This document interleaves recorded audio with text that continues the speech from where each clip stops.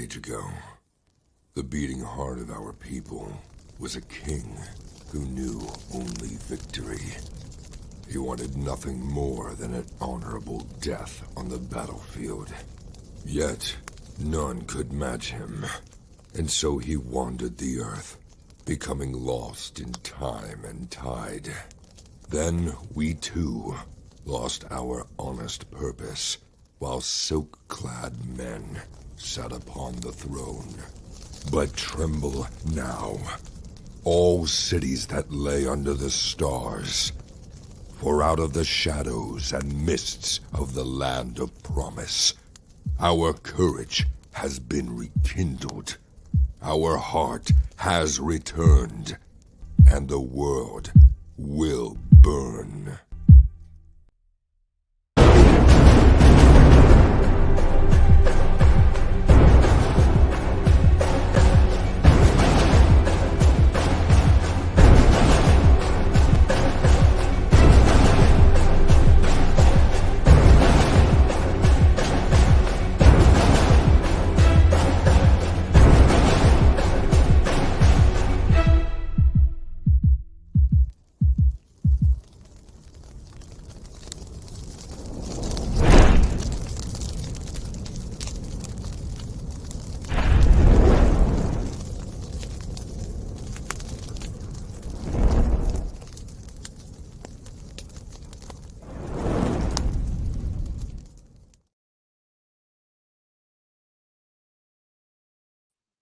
Hey, how's everybody doing tonight?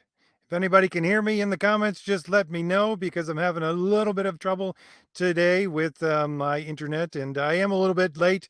So if anybody can just shout me out in the comments, make sure you can hear me, that my mic is working.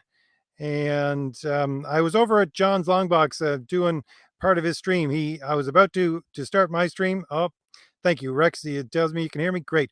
I was about to start my stream, but then John sent me a message saying he wanted me to jump on to his live stream. That's where I was. So I was like a minute late here to start just because he told me that Keith Giffen had died, and I did not know that. So I wanted to go on to John's channel and just show my respects to Keith Giffen and my respects here to Keith Giffen as well. I talk about his 9-panel layout with a Legion of Superheroes and how much it affects my way of making comics. Definitely a great, we'll say, artist for comics. I don't know what his politics are, nor do I care to find out. I just know that he made great comics when he actually worked in mainstream comics. So that's the first thing I wanted to say for tonight. So tonight, as I usually do, I'm going to talk a little bit about a couple of things just for my channel. Then I'm going to talk a little bit about making comics and the appreciation of making comics and how we can make comics great again just by either making them or appreciating them more deeply. And tonight I want to talk about something, honestly, this is more of what I would usually do on a Saturday for my normal videos, but I'm going to do it today because it's concentrated very much on comics, and I'm trying to expand my Saturday videos more to entertainment based upon, analyzing the comic industry. So you're getting an extra here for tonight for what I would usually say something on Saturday, but it's more about comics and the simplicity of comics. That being said, right to start off with, I just want to say I don't know if I'll be able to stream next week or the week after. It all depends. I'm getting my internet switched over to Starlink, so hopefully we'll get rid of most of the problems that I have with my internet. But that being said, since I do have satellite internet, it's going to take some installation changes, which might kick me off the internet for a couple of days, and I don't know when that is. Depends on when the installation guy comes. So if you don't see a live stream next week or the week after, because who knows when this guy's going to show up. They will be because, again, my internet is down. I apologize for that in advance, but hopefully we'll work around that instead. And a couple of just little bits for my channel. The Valiant Heroes. You're looking at Cardinal in the background here for my current campaigns. They are up right now. The links are in the description, and I'll put some of that Valiant Heroes in the background for you. But my current campaigns up right now are the Valiant Heroes and Crom the Destroyer. Both links for those are in the description. And we were supposed to ship the Valiant Heroes in October. That's what the Indiegogo page said. We're having one little problem with one of the stories because there's 4 stories in the main book. 3 of them are ready to go. One of them, which is the Rampaging Thor, we're getting colored right now, and after that, I have to wait a little bit to get it lettered as well. So we might be experiencing a slight delay with that, perhaps a month, maybe a month and a half. We're not entirely sure, depending on when I can get it printed. And I would print the other floppies before that, except for my printer says that printing them all together at once will save me a massive amount of money, which saves you money in the long run if you order my books, just for the next book, that is. So that's a little bit of a catch up on what's going on with my campaign. But tonight, as I said, I wanted to talk about the simplicity of comics. And I just really, like I said, this is probably something I would usually do on a Saturday, except it's so concentrated on comics. And a lot of the stuff, oh, I have to say as well, as usual, if you have any comments for me, any questions for anything, for my campaigns, for my channel, for any of my videos, for any of this video, just stick them in the comments and I will get to them after I ramble on for about 15, 20 minutes. And if you could put a question mark or tag me in it so I know you're talking to me, that'd be great.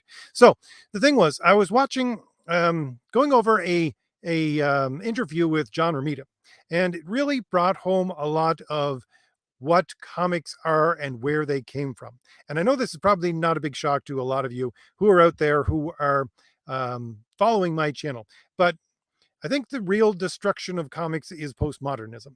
And postmodernism is a deconstruction of the modernist idea. It's to say none of that modernism is actually true. There isn't actually any truth at all. That's what postmodernism basically is at its core.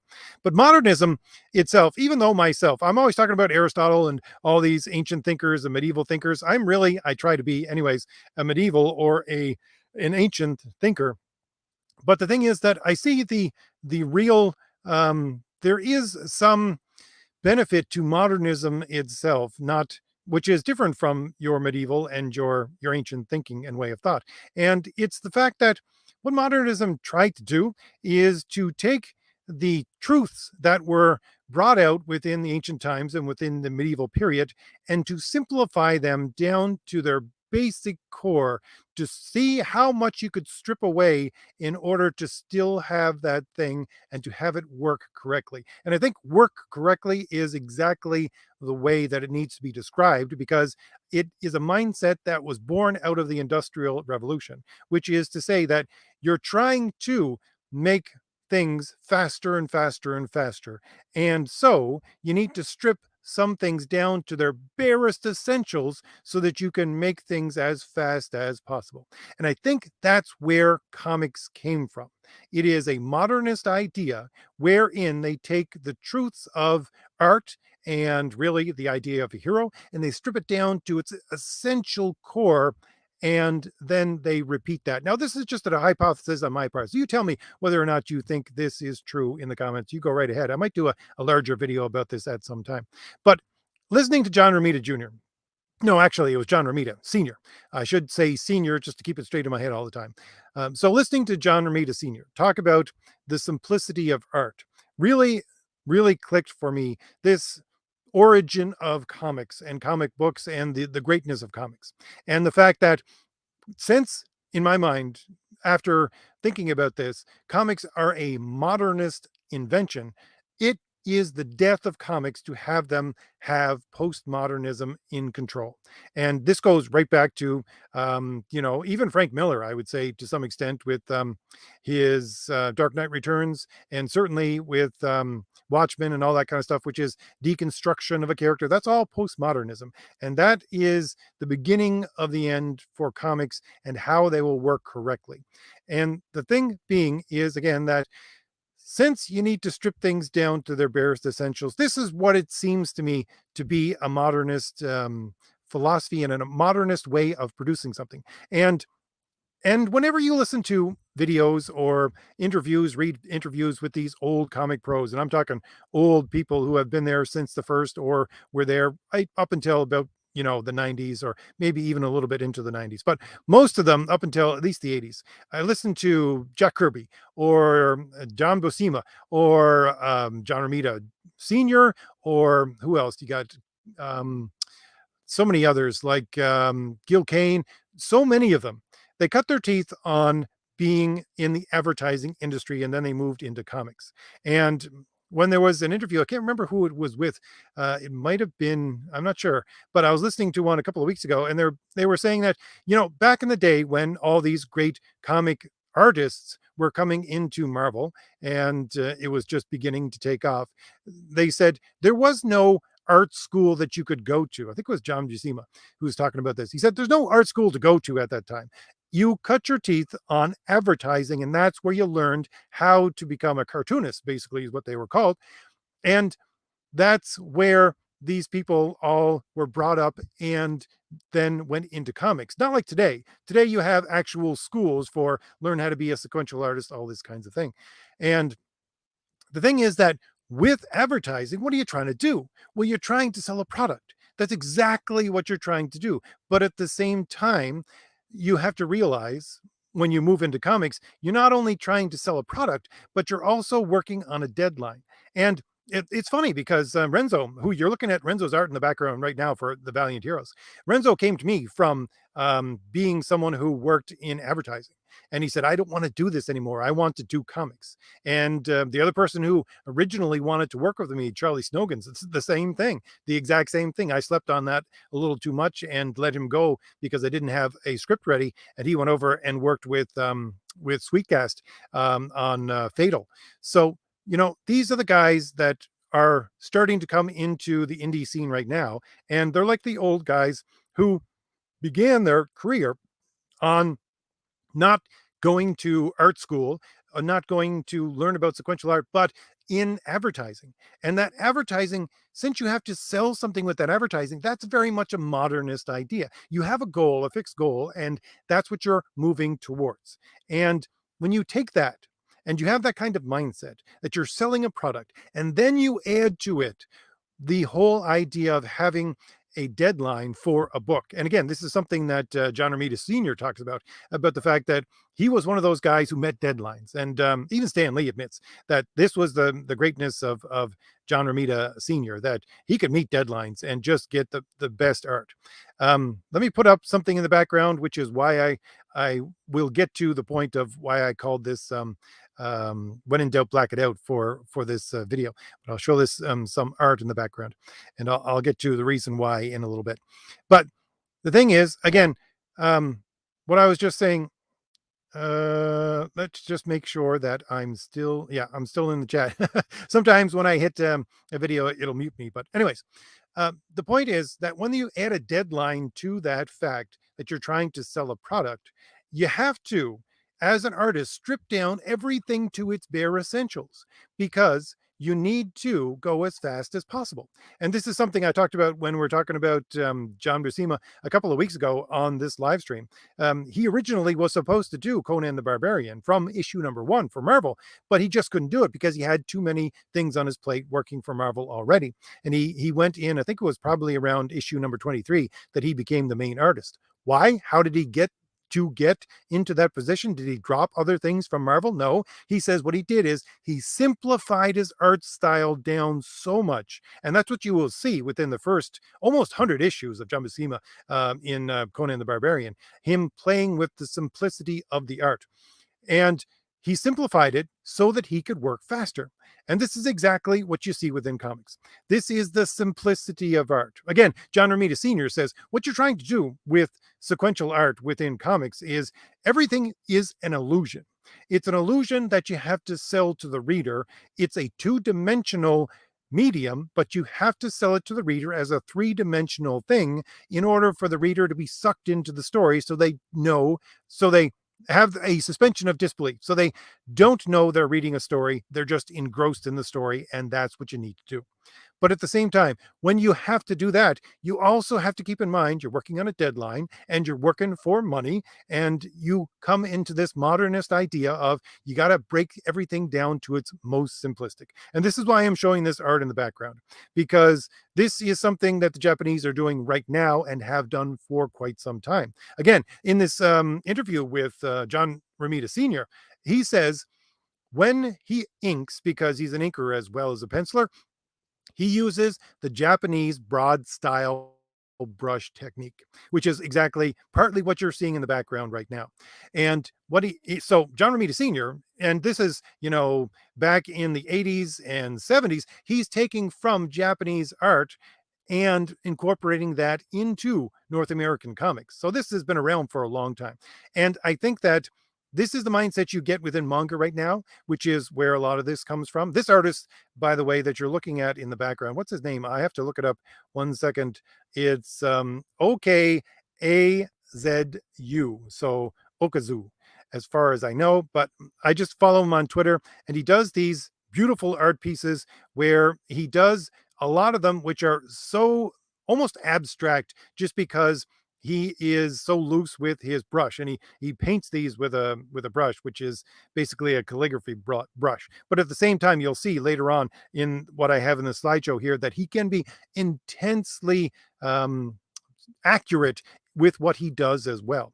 And he does a lot. And by the way, this guy, he works for money. I mean, he does a lot of this stuff for labels and things like that. He's working for advertising. That's what he's doing for a lot of this stuff that he's doing. A lot of this samurai stuff go onto beer bottles in Japan. There's I don't know, it's like a warlord, I think it's called, beer that's in Japan, and they use his art for that. He's also has a lot of his art on other kinds of things like pocket knives and all this kind of stuff. Anyways, but the point is, again, the simplicity of it and the simplicity of manga right now is what you see right here. There are some manga artists who are intensely, what do you say, not delicate, but intensely detailed in their art. But really, comics and manga wouldn't be included in that, because Japanese would just see manga as comics. Um, Really, when you get down to the heart of it, what they're trying to do is to be the most simplistic as possible, yet still tell that story in the way that John Romita Sr. talked about, in the fact that you want to make sure that the reader thinks of this as a three-dimensional thing on a two-dimensional surface.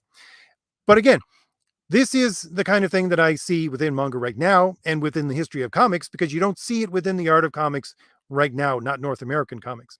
And really, I think the one of the key elements to the artistry of writing sequential art, of producing sequential art, is to draw in a way where the pencil hits the page the least amount of times for you to actually get out what you're trying to do and sell that story to the reader. That is essential if, again, you're working on a deadline. And these guys in Japan doing manga right now, they kill themselves. I mean, just although I have to say, this is exactly what they used to do within, the 60s and 70s within DC and Marvel. And this is, again, what even John Romita Sr. says, and John Romita Jr. actually was in that interview as well. And he was saying, yeah, he used to go upstairs to the attic where his father worked, because he'd be up there all day and he would never come down, and he would just sit there and, try to absorb some of the stuff that he was talking about. Because again, this guy was working day in, day out, trying to get as many pages as possible, just like you would get within manga artists right now. So again, since you're doing all of that in order to try to make a living and to sell these products, you will simplify your art style down to the most basic minimum. And again, that's modernism. That's my point with this entire video. That is modernism to a T. You're looking for beauty, you're looking for simplicity. That's modernism. And it is something that is based upon those old ideas of the ancient and the medievals as well. Those ideas of truth and beauty and heroism that I'm always going on about. But again, when you have postmodernism, which is a rejection of everything that modernism is, with no real substitution of anything for that's wrong. They're just saying modernism is completely wrong, but I'm not going to tell you anything that's right because there is no truth. That's the death of comics right there. Because again, the entire idea, well, first of all, it would Usually I talk about the death of storytelling, but I'm talking today about the death of art because of the fact that sequential art died that moment that postmodernism took over in the minds of the people who are creating that art. And it's something I talked about a lot within my channel, and where I'm going on about, and I have for years on my channel, although I haven't mentioned it very much lately, is the fact that the comic companies right now, although they're getting a kick in the pants a little bit, first of all, they're owned by giant companies, so they really don't care about money. And for Marvel, their currency is not actual money, it's awards. And when you make it about awards and not money, you take away that end point where you're moving towards. And again, that's one of the reasons why you see the death of art in these comics. And again, secondly, you have all these people that are coming in and out and they don't meet deadlines, and they're only a bunch of, what was it, miniseries is what they are. All they publish is miniseries now. So if you can't keep up with the art, they'll just stop it and start anew with a different artist. It's entirely a destruction of the way that this medium works in its entirety, because it's a destruction of the modernist idea, it's a destruction of the deadline, it's a destruction of the simplicity of the art. And this is why you get these nonsensical panels with nonsensical things in the background, and they think they're being so clever, these artists and all this kind of stuff. Or you get the opposite of that, where you get this intensely detailed page which doesn't do anything to actually sell the book. Again, that would be the difference between modern art and ancient and medieval art. Ancient and medieval art was incredibly detailed, to the point where you had people like, there is a cathedral in, I think, Spain or France right now that has been under construction for the last 400 years, and they think it's going to take another 300 years to complete it, because and they don't mind doing that because they're thinking in an old world way, in a medieval way, wherein it's something that needs to be done exactly right, and it doesn't matter how long it takes. But again, you take that beauty that they're trying to express within the ancient world, of the medieval world, and then you bring it into modernism, and what do you get? You get the fact that no, we can't take forever to get this done. It needs to be done now. So strip it down to its barest essentials and get it out there. But at the same time, continue to have that heart of truth and beauty and heroism and all that kind of stuff I'm always talking about. And again, that is the heart of not just North American comics, but again, I would say, since we're looking at, manga style stuff in the background, and I'll put that up one more time at least, because it's beautiful art. That's what you get within comics, no matter where they come from. And if you want them to work correctly, that's what has to be there. Anyways, that's my hypothesis and my thoughts about comics for the week, and about how I would say I'm going to move forward within some of the things that I'm going to do within my comics. I know, and the production of my comics, and I hopefully have said something that will help you appreciate comics more, and the beauty of the simplicity of comics. And now I'm going to see who's here in the chat and see if you have any questions, because I've already went on for about 25 minutes, so 23 minutes, I guess, and we have 24 people in the chat. Great to see everyone. Let's see who's here and who has some comments on my ramblings for the week. Vaz is here. How you doing? We have Bottle Cap. How you doing, Bottle Cap? He says, well, he has a question right off the bat. This is the third comment in my comments. He says, "Hey, Fourth Age, do you know where to find artists that aren't woke?" Well, that's a good question for today's video. I am currently designing a tabletop role-playing game, and I am a bit stuck in the art department.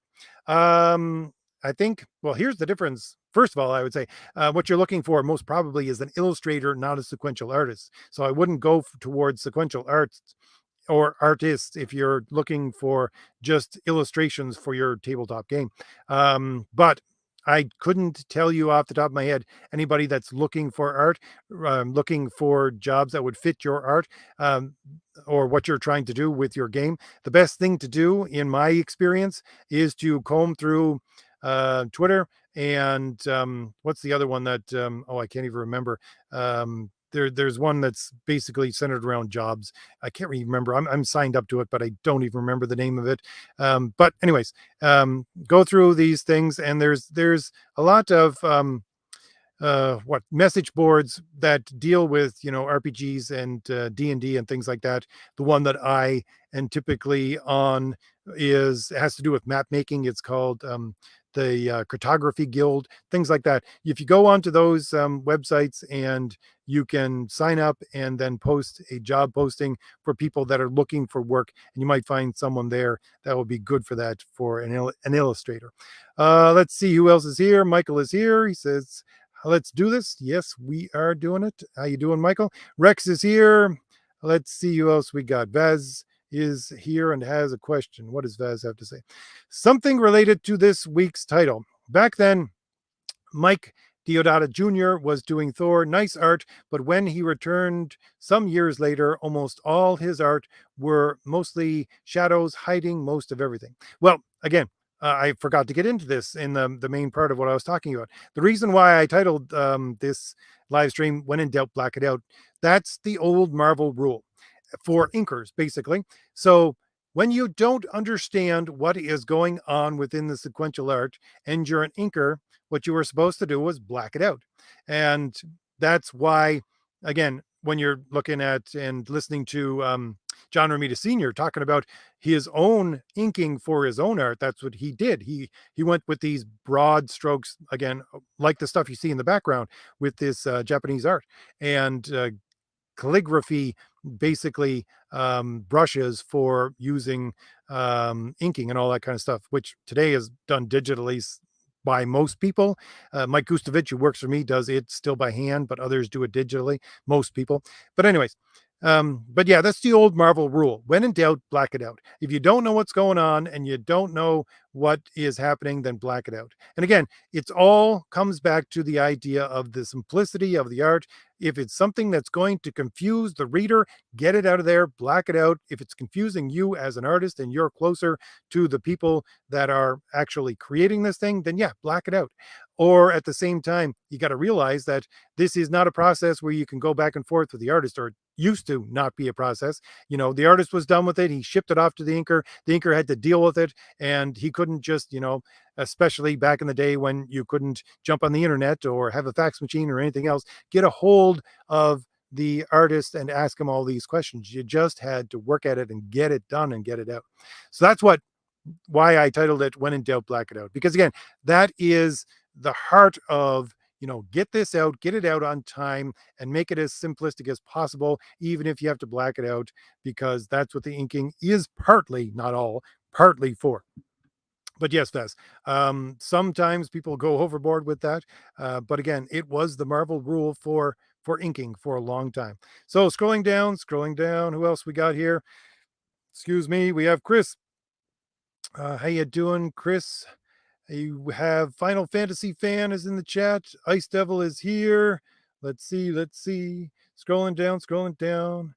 Rex says, I shared a link for your Conan book with a friend earlier, and he's big into Conan now. Great to hear.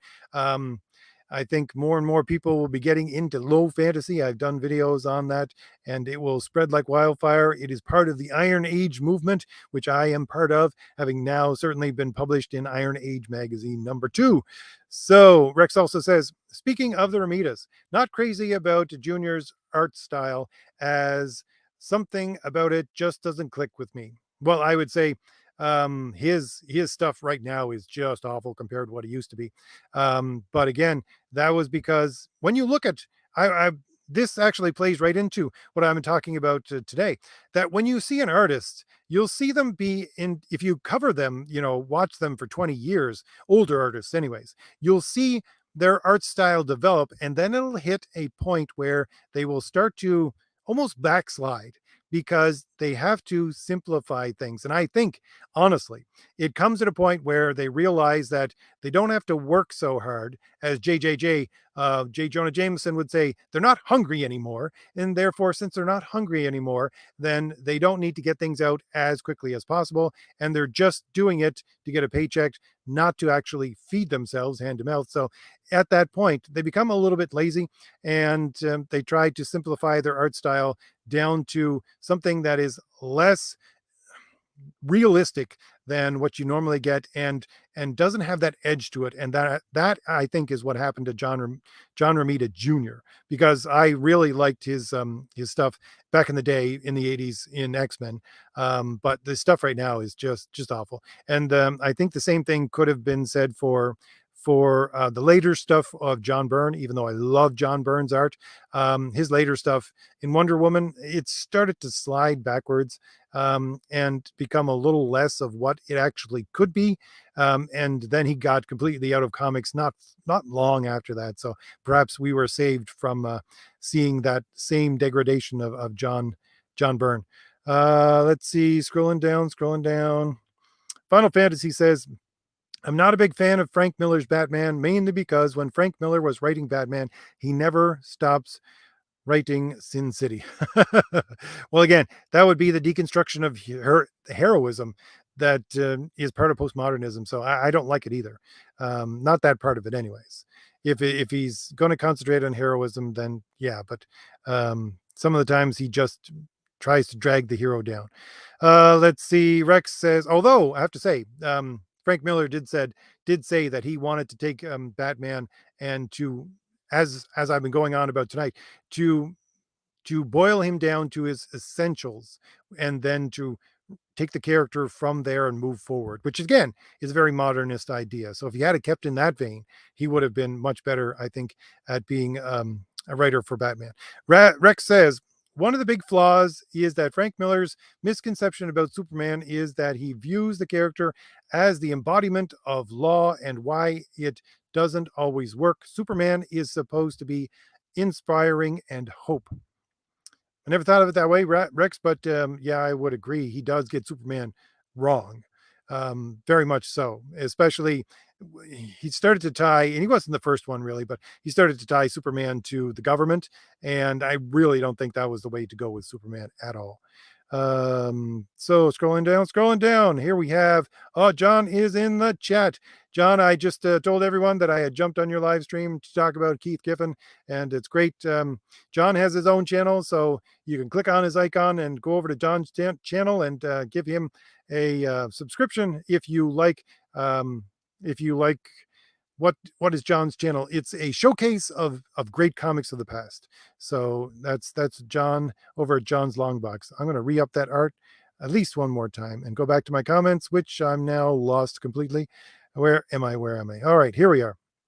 And he says, thanks for showing up, RJ. Thank you very much. I apologize for only coming on for a few minutes, John, but I just saw your tweet inviting me, your DM, and hopefully we'll get to do, if you haven't heard, I'm hopefully going to get my internet fixed so that it works much better, and we might be able to do a lot more live streams and all that kind of thing.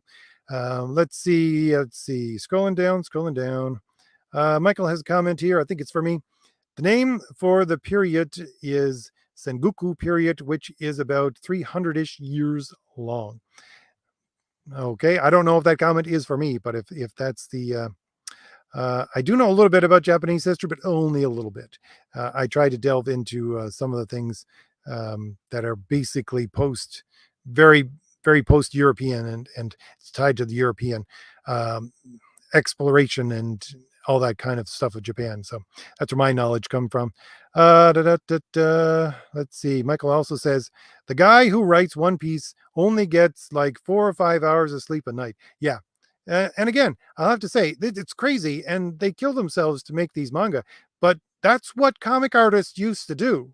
So, I mean, it's the same thing. That's why you see I think the height of manga right now and the depth of comics. And that is the same thing you saw a long time ago with the height of comics. And it was because, a lot of these artists were killing themselves to get these things out, just because they needed to feed their family. They needed to, I mean, you go back to Jim Shooter.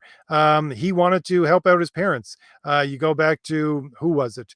Oh, I can't remember if it was, I don't know. There was another artist I read an interview with where he was saying, I think it was Rob Liefeld. He was he had to pay for his father's medical bills, all these kinds of things. These artists, they were desperate for work, and they just killed themselves to get this stuff out there, and that's the difference. I think it should be a happy medium with all of the stuff I talked about tonight, and still having great art. Maybe we'll get to that hopefully in the near future. Let's see. Michael also says, I got to bring this up so I can read it on the main screen. I'm not sure if this is again for me. The church in the Czech Republic that's walls and ceilings are covered in bones is both beautiful and creepy.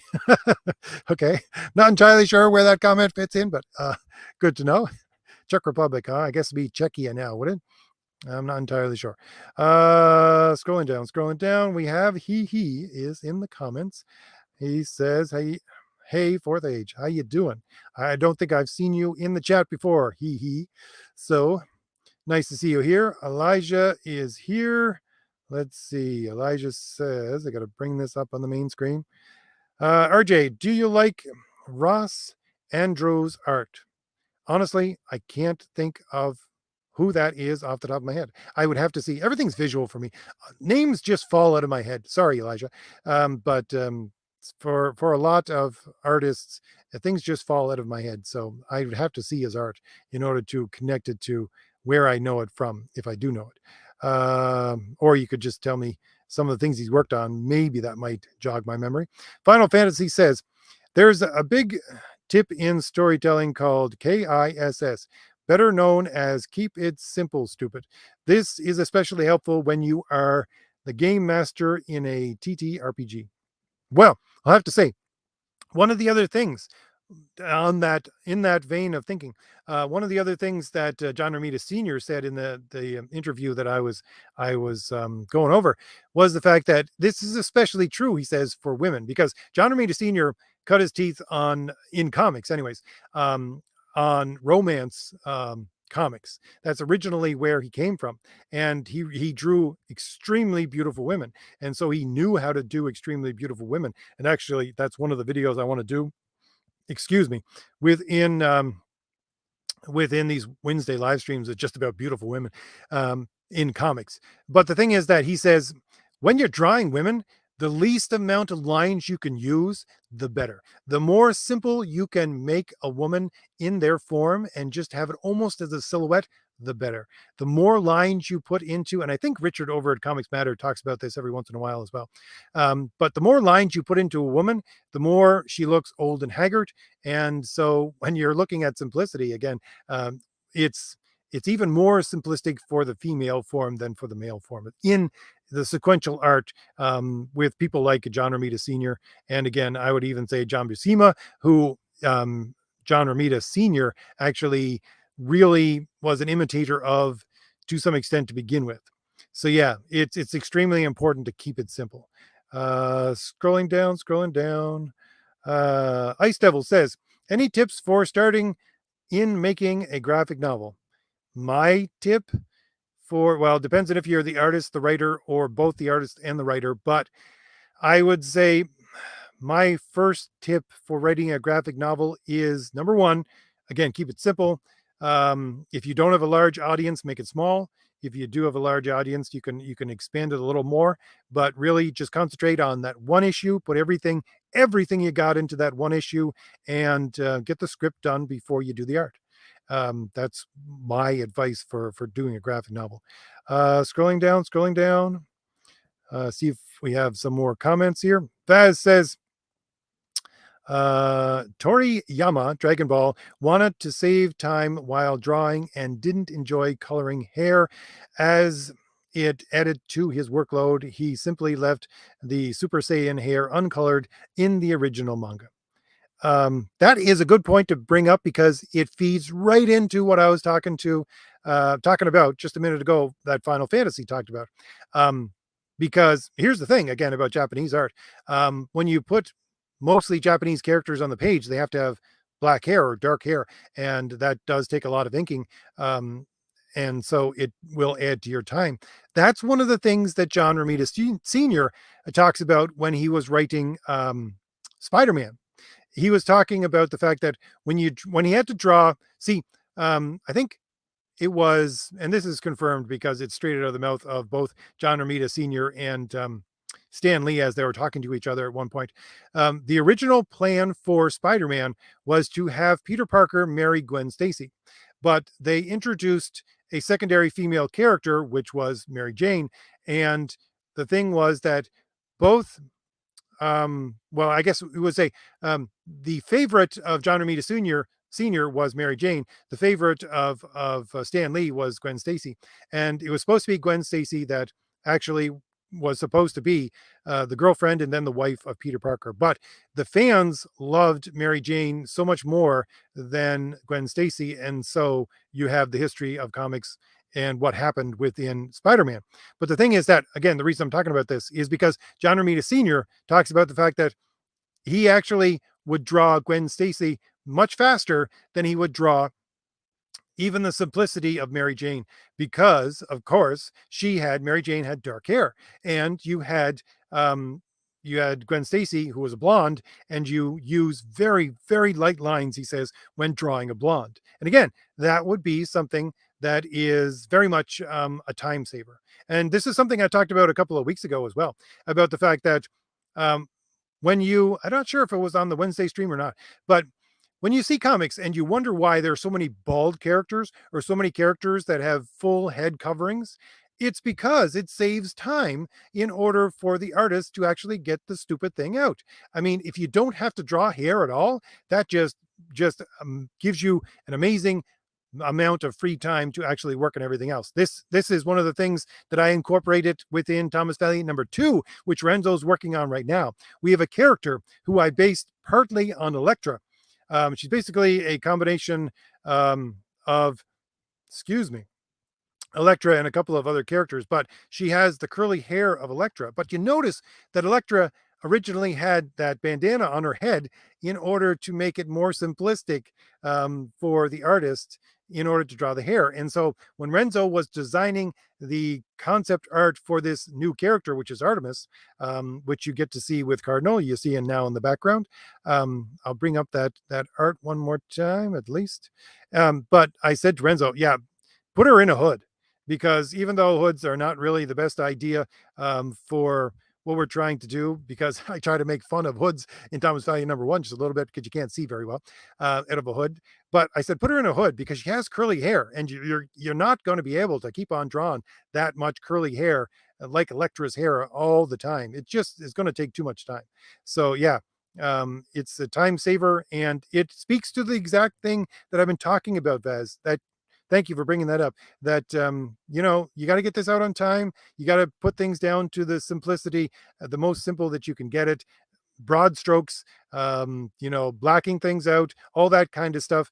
Everything, every trick that you can pull as an artist, but still get away with looking like you're presenting a three-dimensional figure on a two-dimensional surface, you will use. And that's I think what you see within some of the indie comics right now, and we have to enhance that in order to get more and more of these books out by, again, starting to work on a schedule and get all this done. Just like this is how we're going to rebuild an industry, if you ask me, because the old industry is dead. They've killed it, and it's just a corpse walking right now. And we need to actually incorporate all this stuff into making new comics in order to make comics great again. So yeah, you made me go off on quite a tangent there, Vance. Let's see who else we got in here. Bethel is here. Clark is here in the comments. How you doing, Clark? Who else we got? Tony is here in the comments. How you doing, Tony? Tony also says, do you think that the British comic invasion was destructive to the American comic industry? Absolutely. Absolutely. I really, honestly, I think the best thing, I don't know if is Alan Davis. I think Alan Davis is English. Alan Davis, I think, was the only really good thing to come out of that British invasion, if you ask me. I talked to Connor from the Lotus Eaters when we did an interview a couple of months ago, probably about 6 months ago now. And I asked him point blank, because he's English and he covers comics for the Lotus Eaters. And I said, what do you think about the English invasion? Was it a good thing or a bad thing? He said, absolutely. It was awful. So it's not just me on my side of the pond saying this. You have English people saying this as well.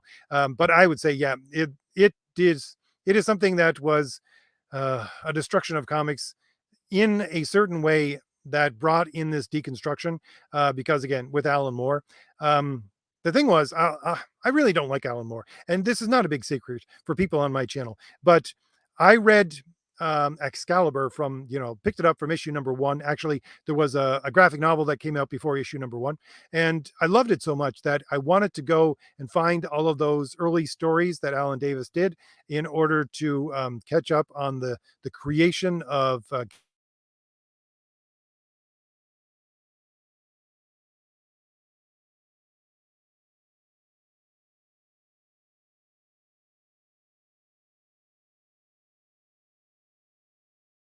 Sorry, something happened with my mic there. Hopefully, I didn't lose too many of you. Hopefully, you can hear me now. I'll scroll down to make sure some of you can hear me once again.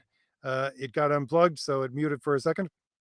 But I was talking about Alan Moore and how I don't like Alan Moore. But yeah, I went back to those Captain Britain and the early Captain Britain stories, and they they were written by Alan Moore. And I, after even loving those characters in Excalibur, when I read those Alan Moore books, it really threw me, and it's like I don't like these characters as much because I've read this Alan Moore stuff. Quite honestly. Again, hopefully you can still hear me in the comments. My mic was having a little bit of a problem. Michael says I'm back. Great. Sorry for that, everyone. I just been when I speak, I do gesture around a lot, and sometimes I hit my mic. Sorry about that. Let's see. Let's see. Scrolling up, scrolling down, trying to figure out where I am. Let's see. Bethel says, Conan tells me what is the best in life: sword and sorcery.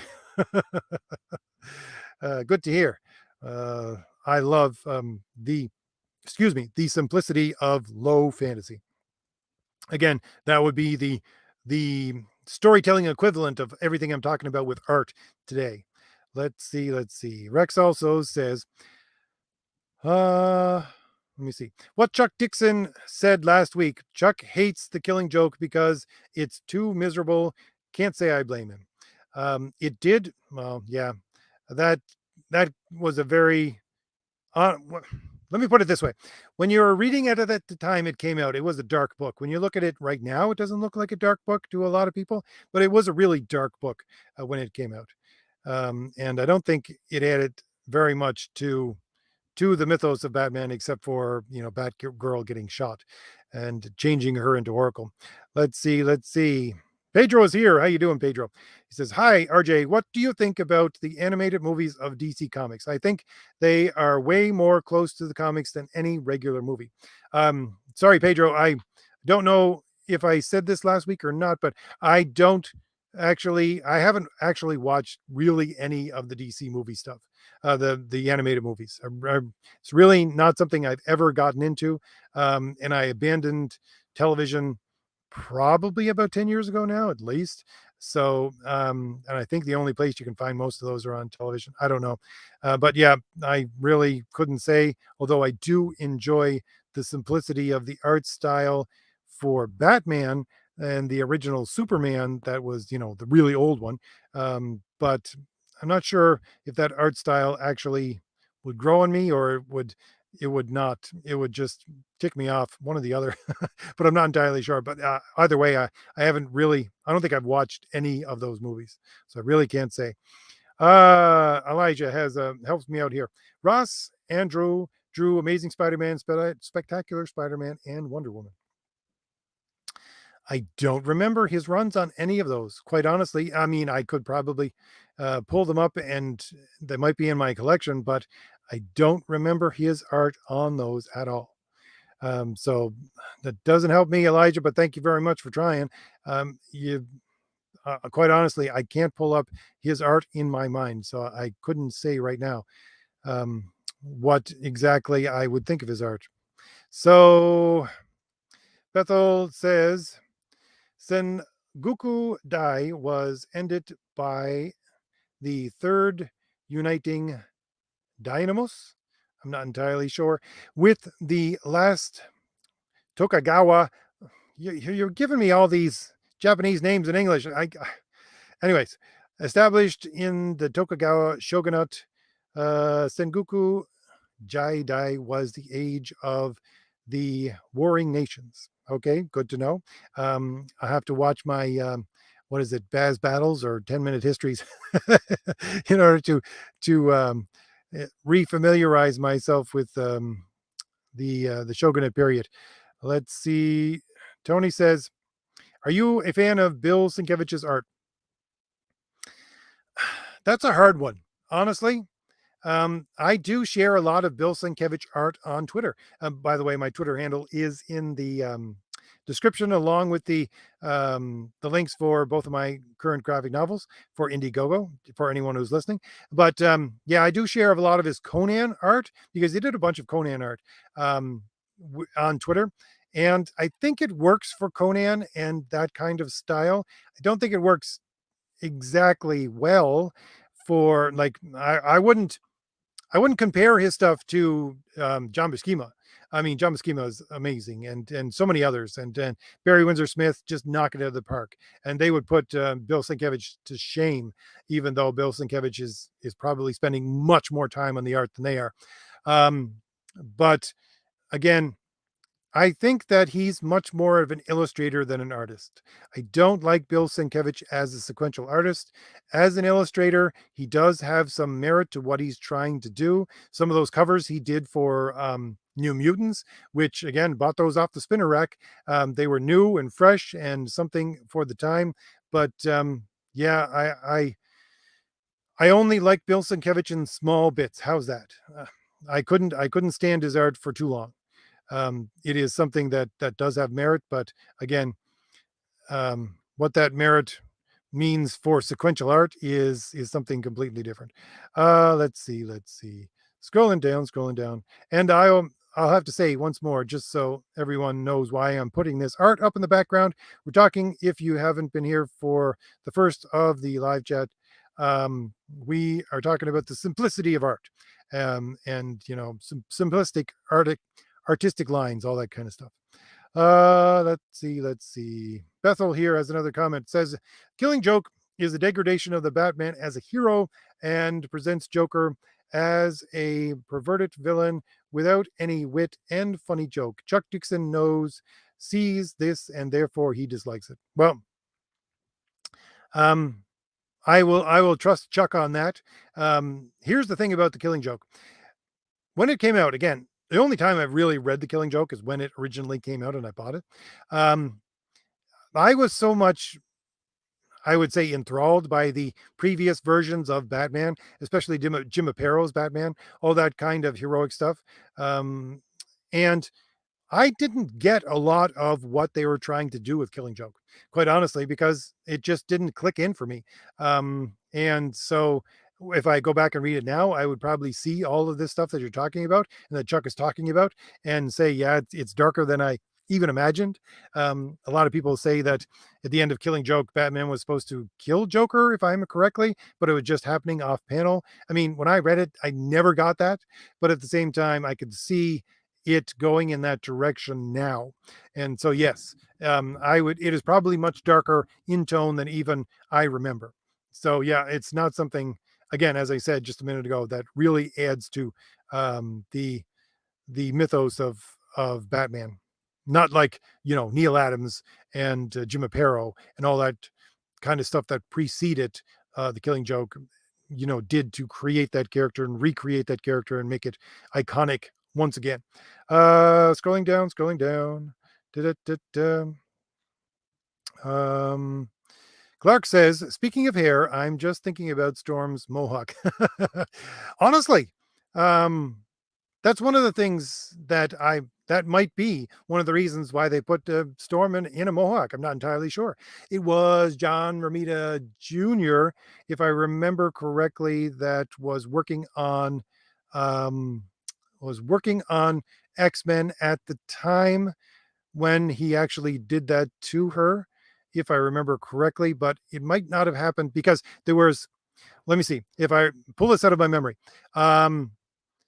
There was issues that were interspersed within John Romita Jr.'s work within X-Men, which were Barry Windsor Smith, especially the one with Storm and Forge. And besides that, there was also the Wolverine series that came out slightly before that, which again then led into other mini series that were going on. So it might not have been John Romita Jr., but it came around at the time of John Romita Jr. was doing X-Men, if I remember correctly. So that, excuse me, one second. That might have been his inspiration again to simplify the character, um, because that's what I think a lot of John Romita Jr.'s original art was trying to do.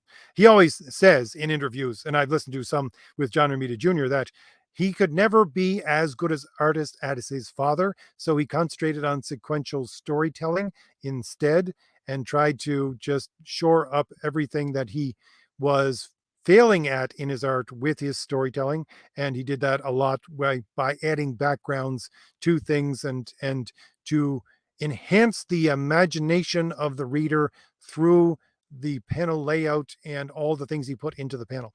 So at the same time, he was adding a lot more detail in the background, and in the foreground, he might have been trying to make it more simplistic, which I do see John Romita Jr.'s art as being simplistic, in a very much more bare bones way than his father's work is. So yeah, that might have been, yeah, going off on again on a tangent because of Storm's haircut. Let's see. Scrolling down, Final Fantasy says, I like how RJ says one more time before he keeps putting more Japanese art. Yeah, well, I don't know if people are getting sick of it or not. That's the thing. I might just keep on doing it for the whole entire video. Scrolling down, let's see what else we got here.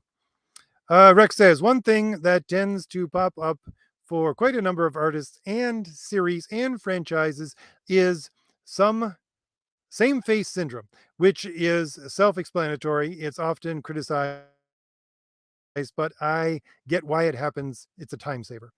Yeah, well, I mean, for manga and anime, basically, the reason why you have all these strange hair colors originally in manga and anime is because they simply use the exact same framing for the characters over and over again. So you had to give them unique hairstyles and unique hair colors if you're using color in order for them to distinguish the reader to distinguish between one character and another.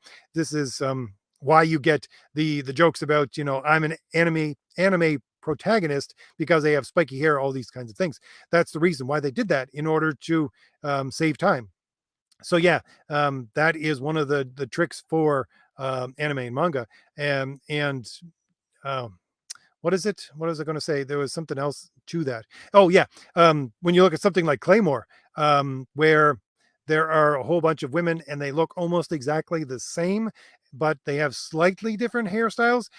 A lot of people are still confused because it's all in black and white. If you go back to the manga, but even if you watch the anime, you still get confused a little bit because again, they're so similar in how they present as characters. And yes, that is a time saver. That is exactly one of the things again that I think it was John Romita Sr. that talked about. John Romita Sr. talked about drawing women, and again, this is the same thing I would say that you would see in manga and anime. When he says you draw women, you have to be much more symmetrical than when you draw men, because if you don't draw women symmetrical, then you're going to get a woman that looks off, a woman that looks cockeyed or something wrong about them, and they're not going to look beautiful. They're going to look something other than beautiful. It can be a myriad of things, but that's what he says. Some symmetry is one of the keys for drawing a beautiful woman. And if you want to listen to someone who drew beautiful women for years and years within romance comics, listen to John Romita Sr. So yeah, that does get there, and that's why you have to have a lot of different ideas on how to present your character. This is one of the things, by the way, which I'm having trouble or had trouble with within the Rampaging Thor, because it's set in World War II, and you have a lot of these soldiers, and they're all in fatigues. But I failed to actually take this into consideration, but how confusing it would be for the reader, and didn't realize that until I got the art back from Mike Gustovich. And so I had to revamp the story, and I'm using the colorist in order to put different shades of tone for some of the characters in their skin tone in order for people to distinguish. Some of them have stubble, things like that. You look at, this is what I should have read more Sergeant Rock before I actually did that, because Sergeant Rock, again, you have all these guys in fatigues, but you had distinguishing characteristics where you had one guy with his sleeves ripped off, another one who was Indian American, and he had a more reddish hue to him, and he had a what is it, a feather in his helmet, all these kinds of things. So yeah, um, symmetry is something which is a time saver and needs to be used, but you got to find ways to distinguish the characters um, to make it actually stand out better. Scrolling down. Let's see. Final Fantasy says, "Don't get me wrong, I love some Japanese art. um, I love Yo Yash Hitako. Yash, can't say, I can barely say English names. How are you trying to get me to say Japanese? Um, Amino, and I love the art of Final Fantasy 14 and 16. So what happened to 15? That's what I'm wondering. Scrolling down. Let's see. I'll have to re-up that art one more time, I guess, at least. I think I'm getting to the end of the chat here. Scrolling down. Calliope is here. How you doing, Calliope? First, I've seen you here. Maybe you've been here for a while. I love Wendy Peeney's book, The Art of Beauty. She demonstrates how she created a unique face for each of her characters. It's illuminating in explaining why she is such a phenomenal artist. Again, I don't know. I forgot to bring out my pad and paper to write these things down. That would be a book I should look up. Thank you very much, Calliope. I'll have to go through my live streams again to find all these books that I need to order. Let's see. I will again re-up that beautiful art for everybody, and you especially, Final Fantasy, in the background, and get back to my comments here. Let's see. Oh, apparently I got to scroll way up, and I'm not as close to the end of the chat as I expected, and I've been talking for at least an hour. Let's see. I'll try to get through some of these with speed. Tony says, "Do you think that the end of The Killing Joke was the death of the Joker by Batman's hand?" That's what a lot of people say it is, and I think they're going off of something that Alan Moore himself said, but um, that's all I can say to that. Again, as the only time I read the entire book was long ago when it came out, so I didn't see that when I was reading the thing, because it was supposed to have been done off panel, and that's not where my mind went. So let's see, scrolling down. Who we got here? Oh, Snake. Let's see. The Big Red Snake says, "Why do Zoomers think that's the Joker's death? Is this up there with making everyone gay?" I'm not entirely sure what you mean, Snake. Why do Zoomers think that's the Joker's death? As far as I know, that uh, a lot of people think that, I think, because it's something that Alan Moore had talked about. Let's see. Scrolling down. Let's see. I have a question from Pedro. Pedro says, "RJ, thanks for the answer. At least watch the shorts.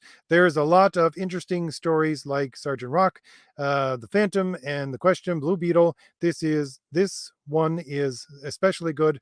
Those who watch it get it." Okay, good to know. Although I do like, what is it? Who's the artist that does that kind of style? It's Tim Sales, I think it is, and he does spectacular art, if I'm remembering his name correctly. So I do love that art style. It's very simplistic, and I think it's almost Art Deco. So it's very interesting, and I do like it. So I'll have to give some of those things a watch if I have the time, which I don't have much of. Elijah says, "RJ, do you think Black Widow was a good partner for Daredevil? I kind of like them as a team." Yes and no. I think that Black Widow was a good character to match with Daredevil in the, let's say, let me put it this way, in the very, what do you, I'm not sure entirely how to describe it, but I guess it would be the Larry Stroman version of Black Widow, where she had short hair and the full bodysuit. That was the character, that was the development of the character that fit best with Daredevil. I don't think many of the other iterations of the character actually fit with it, and I abhor the idea of what they're doing with Black Widow right now, just making her a clone after that dies over and over again, and all these Black Widows through time, whenever she changed, was just a different clone. That's ridiculous. I hate that about the character. But yeah, I think the Larry Stroman, I think he was the one who, in my mind, really cemented that character as the short-haired uh, character that was there with Daredevil. It worked extremely well, and you have that beautiful cover that sticks out in my mind of who is it? Barry Windsor Smith with Daredevil and Black Widow. So yeah, some great comics there. Let's see. Rex says, I confess that I did base some of my comic art on the 90s Batman cartoon, but that's because it balances realistic and stylized, and because it's faster for me to produce than ultra realistic art. Great to hear, Rex, because quite honestly, that's what you need to do. You need to find that happy medium between realism and simplicity. That's what comics are, and sequential art for comics is about, if you ask me. Sound Engraver is here. How you doing, Sound Engraver? Says, sorry I'm late, been busy. Hope everyone is doing well. And I always give Sound Engraver a shout out. I give everybody a shout out if you have a channel that I know about. Sound Engraver has her own channel. She does some of the things that I usually do on my Saturday streams, talking about culture in the vein of music, because she delves deep into music. So go over and give Sound Engraver a subscription to her channel if that's the kind of thing that you're into. Let's see. Again, people talk to me about, are you a fan of this or that? You're going to have to give me more detail. My mind is going, like, especially if you give me somebody's name.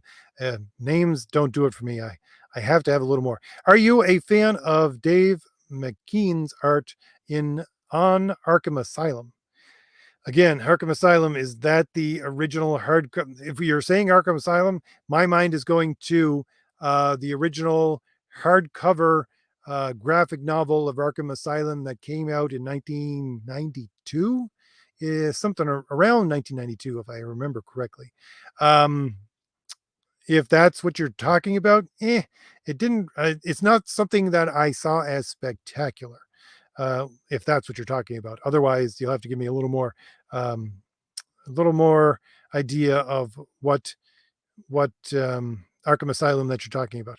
Let's see. Let's see. Mr. says, if you look at Bill, I think you're talking about Bill Sienkiewicz's art on the X-Men issue where Dracula tried to claim Storm as his bride. It's really great sequential art. He can do it, but once he hit New Mutants, he decided to get experimental. Yeah, I agree. I think, not entirely sure, but I think he also did a cover, um, which was Dracula and Sif and Thor for an older Thor. That was a spectacular cover. I think I have it around here somewhere in one of. I'm not sure if that's Bill Sienkiewicz's art. Let me see here.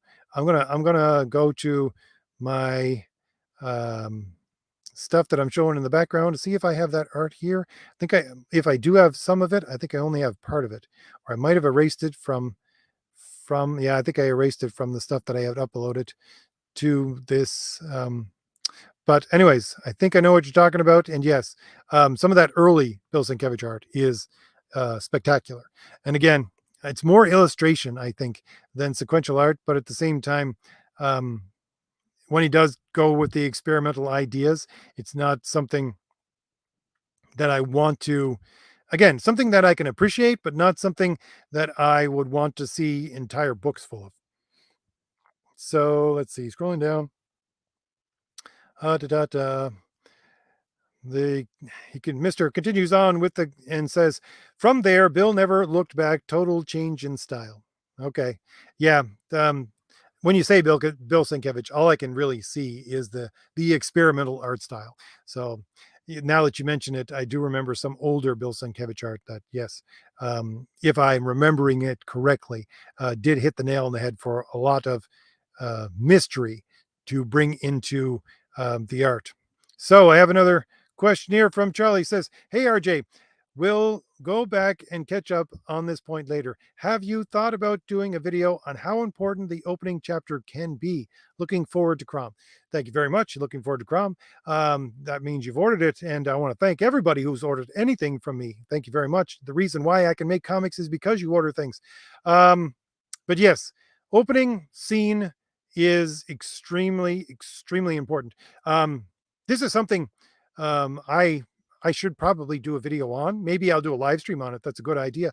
But one of the things I remember when I was in university and we were reading for classics, reading Homer, and it talks about the original Greek and how he opened up all of his chapters, basically, which they're not really chapters, but sections. How he opened them up with very distinctive descriptions and art. And this is exactly the same thing that you get with the short stories of Robert E. Howard. And it's very much a almost Shakespearean way of describing things. And the opening up of the imagination in the original part of a story is extremely immensely important. So I would agree, Charlie. It is something that a lot of people you'll see within the current comic sphere of mainstream comics just don't get. That's partly why every one of my books so far, well, not everyone actually, most of my books so far open with complete action. You get that splash page, you're drawn straight into the story, and you're going, full tilt, and then you slow down a little bit after you get conflict, mostly at the first part of the first part of the story. So yeah, agree completely that the opening of any story is supremely important. Even the first words and the last words of a story. Some of those I always, again, going back to what I learned in university, just studying English and classics and ancient art and all that kind of stuff. The very first word and or collection of words or phrases for a story is in itself so important, and so is that extended to the entire first chapter. Let's see, scrolling down. Ah, ha, ha. Let's see. Bethel here says best Conan artist in my opinion is Alfredo Al Al Alas Alcala. John Buscema delivered often only pencil sketches for the run of the Savage Sword of Conan, but that was inked by Alfredo. Alfredo made also Voltaire. So was Alfredo, if I remember correctly, the inker, or was he a different artist? I can't remember, because here's the thing about John Buscema and a lot of his art. He went to, I think it was the Philippines, or not physically, I don't think, but he went to a lot of Filipino artists to do a lot of the background and inking art for Conan, and it just makes the entire thing pop. And yes, he did do that. That is confirmed. If you look at some of his scripts and some of his actual art for that, they still sell them a little bit on the internet. He did just only loose pencils and then said, "You fill in all of the detail." And I have around here somewhere, just I think over, I'm probably looking at the stack right in front of me right now. It's a Marvel Treasury edition of the original story of Conan on the Cross. I'm not entirely sure what the name of the actual story is. I think it's probably from Savage Sword of Conan, like number 2 or 5 or something like that. But they reprinted it in color in a Marvel Treasury edition, which is giant. It's a giant size book, and you get to see all of the details that those inkers put into that. And yeah, it's spectacular. It's just a thing of beauty. That's one of my prized possessions, and it's a reprint of the book, but in such a large reprint. His art does pop that way. And if that's who you're talking about, just to let you know, Bethel, you might be talking about somebody completely different. But again, Alfredo, I'm not entirely sure if I remember if he did any penciling off the top of my head. So if it is Savage Sword of Conan, there was a number of Savage Sword of Conan artists that were spectacular, that I just don't remember the names of, quite honestly. Let's see. Scrolling down, Charlie also says, "Will be my first ever Conan like anything ever." Looking forward to it. Good to know.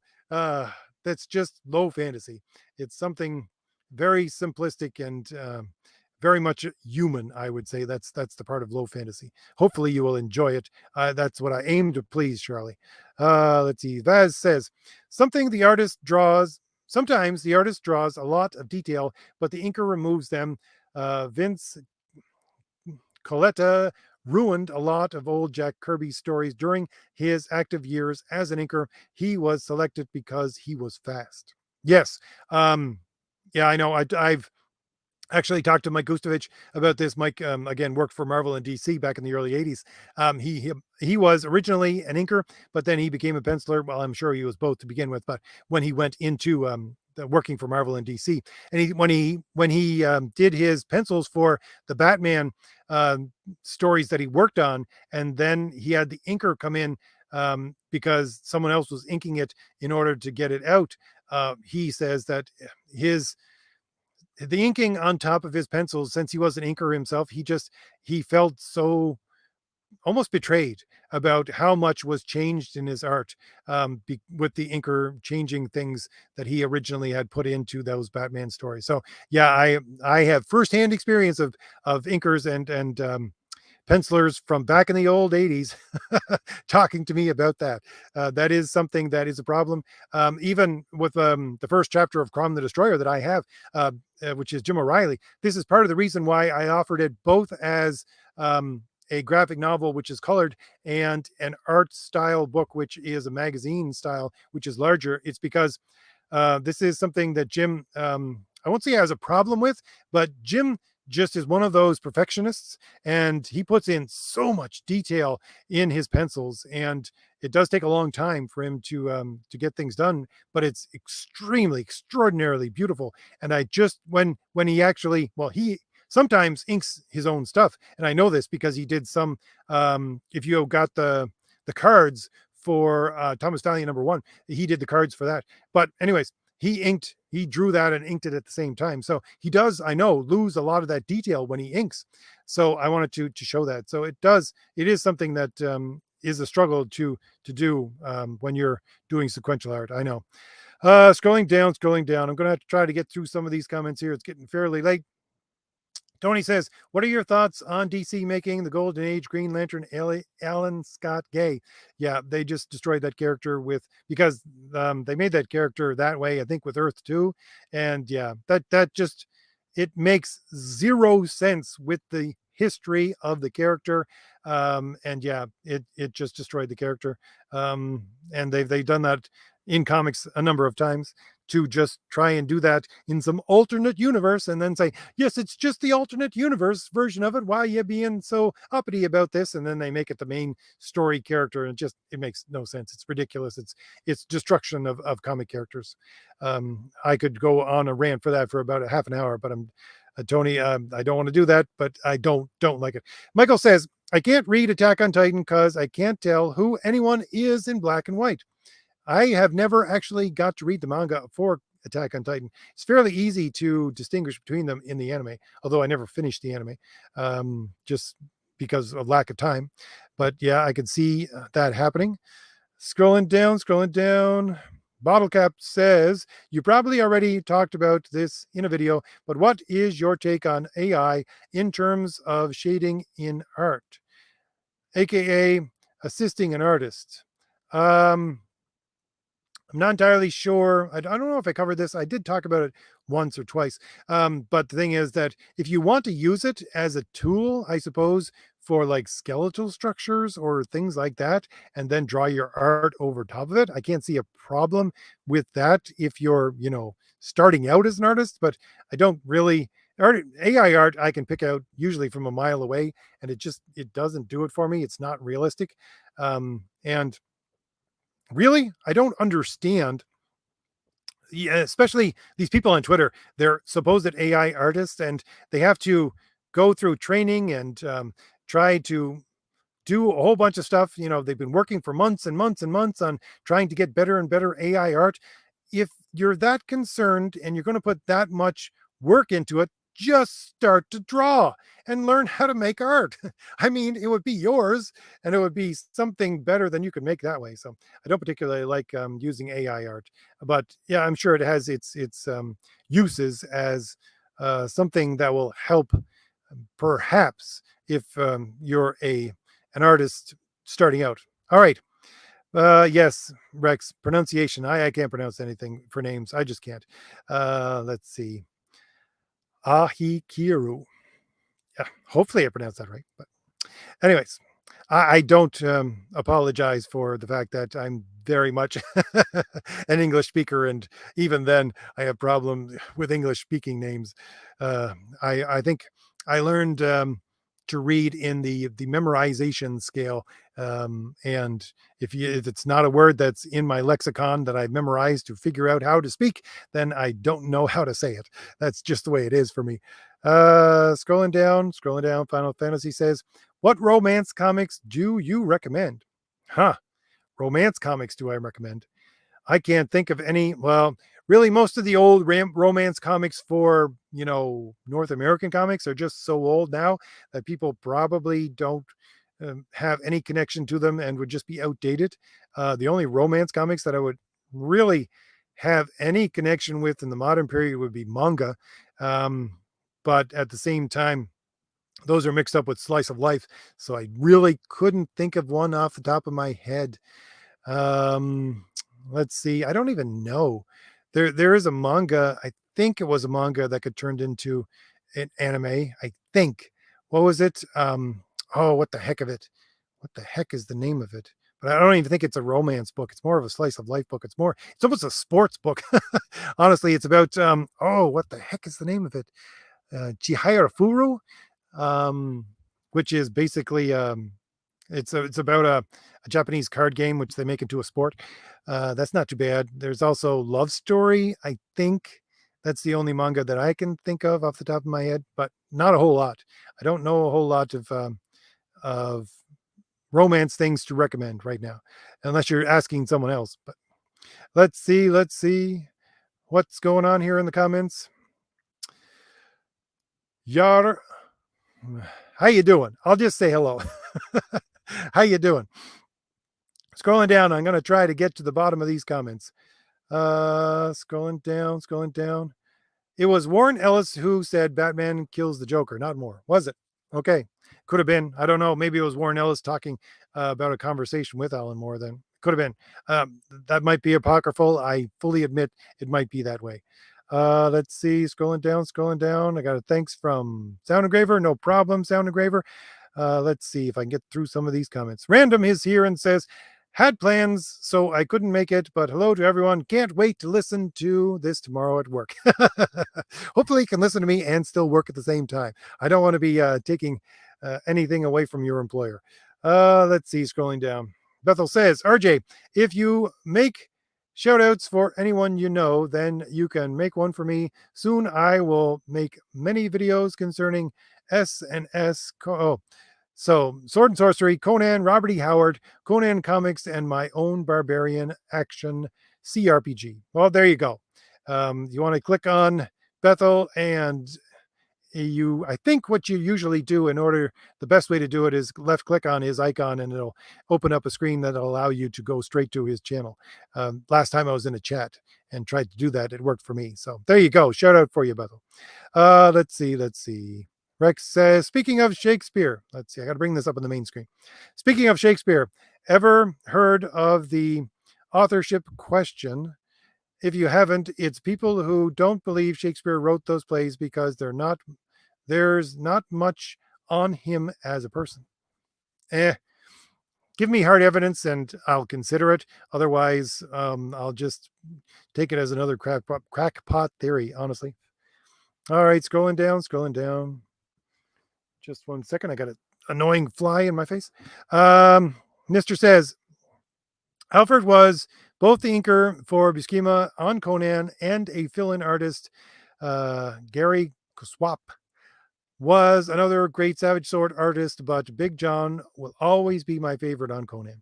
Yeah, there were some amazing artists that literally I don't know the names of. I can only know by by their art style in Savage Sword of Conan. Quite honestly, beautiful stuff, beautiful books. If you ever get a chance to go back and read them. Charlie says, hoping that vid on hope hope that vid on openings is soon. I'm struggling with the opening of my own comic and would love advice. A touchy question. What is your take with full nudity in comics? Can it add to the story? Honestly, I don't think it's something for me anyways. I would say that one of the things we need to get back to in order to get comics in North America to have an impact again is to make all comics open to all ages. And I make all of my books so that they can be enjoyed by all ages. And anything that will put them out of the reach of a percentage of the population that are comic readers will take away from the amount of money that you can make, and therefore will take away from how much you can do with making new stories. Now, I know that I've seen a lot of people on Kickstarter and on Indiegogo do these, nude covers of whatever book they're working on, and they make a lot of money, but you're not going to get, I don't think, this is my opinion, but you're not going to get customers that are going to come back time after time after time through titillation. That's the way I think about it. So I go back to beautiful women. There's nothing wrong with extremely, extremely beautiful women that you can put on a page and make them just, again, open to all ages. I always go back to the starlets of the 1930s and things like that for inspiration for my comic characters when I do women, a lot of the time anyways. Let's see. Scrolling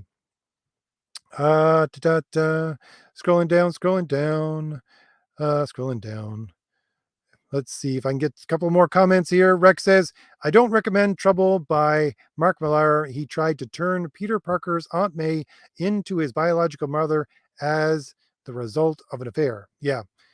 This is the section of comics that I basically noped out of because they're just garbage stories, if you ask me.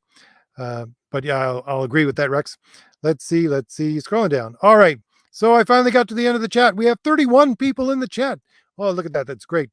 I'm great to see so many people showing up in the chat. I want to thank everybody for showing up tonight.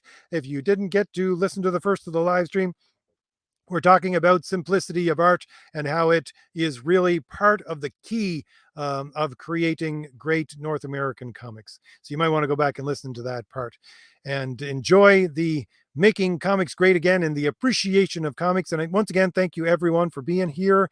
And I will have to take off. It's getting fairly late where I am. I will leave you all with the second short 45-second Crom the Destroyer video. And I want to thank once again everyone for coming. And I will see you all again next week, hopefully. Bye. No matter how many wars you fight, no matter how much blood you shed, no matter how much rage you loose, no matter how many demons you face, no matter how many companions you lose, no matter if our kingdom falls, I know that you will return to me in honor.